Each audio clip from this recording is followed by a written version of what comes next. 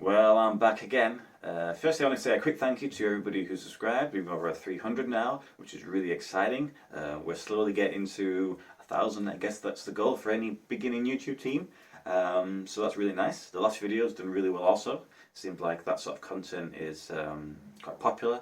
So to me, that seems like I should buy some more mystery boxes. So I'll do a bit of research and we'll see what we can find. And maybe this time it might go a little bit better. Probably won't though, will it? Anyway, this time it's just going to be a regular shirt opening, what we do best, and it's going to be quite an interesting shirt for you guys. And not only that, you're going to have a bit of art and a bit of history taught to you today, if I don't totally mess it up. Anyway, let's just open it up and make sure the shirt is in here first before I get ahead of myself. Right then, we have Paul Scholes. Paul Scholes, the only man in the world that can hit a tree. There we go. So, that's that. So we know it's from Classic Football Shirts. We know that I'm not on there still. Right then.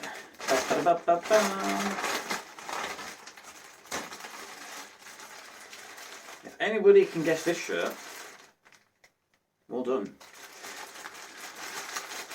Because, in all honesty, I'd never heard of this team prior to seeing this shirt pop up for sale.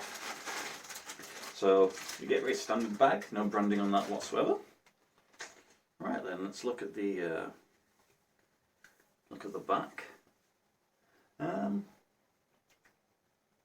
Pretty standard, really. Pretty standard. Nothing on the back that stands out. Let's get a hanger. Put that on there. Has the tag, so that's kind of cool.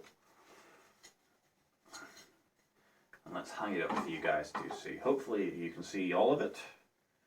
If not, I'll just raise it up a little bit for now.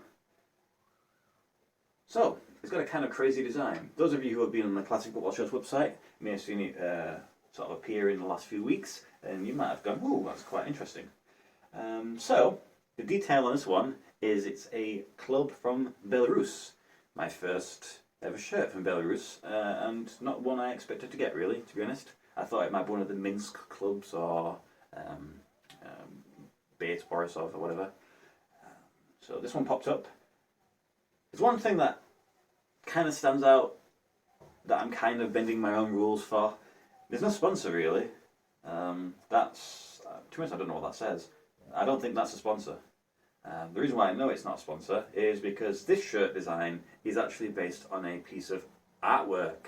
The artwork dates from early 1900s, I want to say like 1917, 1919, and it was created by a gentleman called Lizitsky or something like that, and the title of the artwork is Beat the Whites with the Red Wedge. So there's your red wedge, there's your whites. The red wedge apparently represents the Bolsheviks.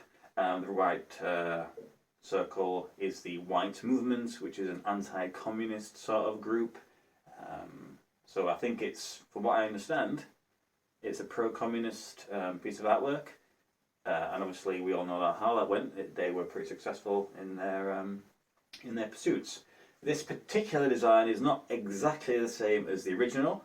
This is an adaptation by a Daniil Chalov, who I understand, if I've done my research correctly, works for the manufacturer of this shirt. And the manufacturer is Nothing Ordinary. Now that's literally what they're called. This shirt is anything other than ordinary. From what I can tell, they sort of appeared in 2018 as a sort of movement style sportswear brand. They do a lot of arty things, as you can probably guess. I went on their website. They do have a shop. The only jersey that they do officially is this one. It's actually cheaper to buy from their website than it is to buy from Classic Football Shirts, as you can probably imagine. I bought this for $49.99.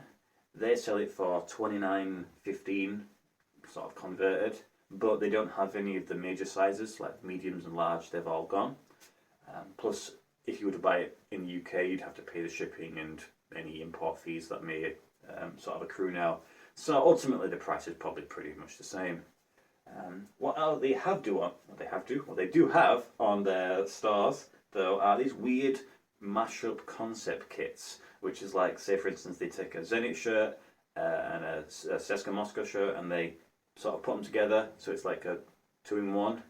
It's probably quite horrifying for the fans of these clubs to see that. I certainly wouldn't want a Chelsea shirt stitched together with the Spurs shirt. I think that would be absolutely horrendous. But from an art point of view, I guess it's kind of cool. But yeah, it's kind of interesting. I seem to be drawn to these weird political style shirts. I mean, I have the Lenin shirt, the Ulyanovsk shirt. So I suppose that kind of fits in quite nicely, this one, I guess. It's the cup shirt that the club's going to be wearing for this season, so 2020, 2021. That's kind of everything, I guess. It's interesting. The badge is sort of, I think it's embroidered onto the material. It feels kind of like a pretty high-end shirt quality, really. Well, I think we're moving away from these sort of substandard materials, which is nice to see. But that's it. That's my first Belarusian shirt. I'm sure I'm going to get some more at some point. Doesn't have a sponsor, but technically I can probably get away with this one.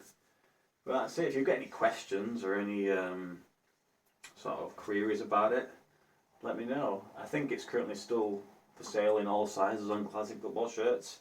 So if you're interested in anything like this, then you're probably going to enjoy it, really. I would like to say a lot more about the art, but I'm not an arty person. I struggle to describe the shirts, to be honest. So I'll leave that to the experts. But that's it. Next video is, I'm not sure what the next video is going to be, to be honest. I haven't really got anything planned. I'll think about it. I do have another shirt that's arrived yesterday. That one's kind of cool. And then I've also ordered another one, which will be really cool because I guarantee you nobody has ever heard of this team before. And it's, ironically, another art style based shirt. So that's kind of cool how that's fallen. But that's it. I hope you enjoyed this video. I hope it's a little bit quicker than last time. And yeah, I'll see you in the next video.